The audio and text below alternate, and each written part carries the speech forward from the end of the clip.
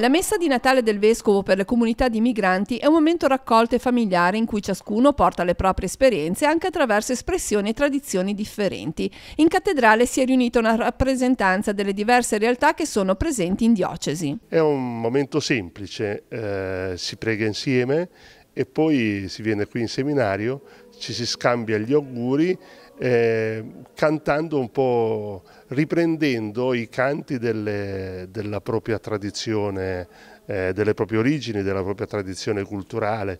Monsignor Tanasini ha proposto una riflessione prendendo spunto dal Vangelo, la terza domenica d'Avvento e la domenica della gioia, perché il Signore è vicino, non solo perché il Natale è ormai imminente. Il Signore si è fatto prossimo in tutte le circostanze della vita, anche in quelle più difficili. Da qui l'invito del Vescovo a vivere la vita quotidiana nella giustizia, nell'amore reciproco.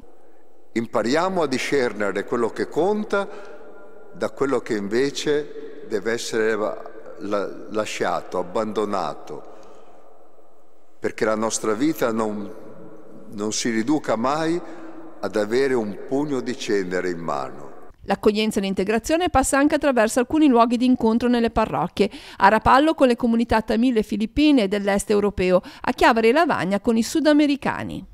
Ecco, questi sono i nostri punti in cui abbiamo iniziato a avere un dialogo, un rapporto con loro e vediamo che questo rapporto che si è creato aiuta come dire, noi italiani a riscoprire che loro sono a pieno titolo parte della nostra esperienza ecclesiale e aiuto loro a sentirsi a casa.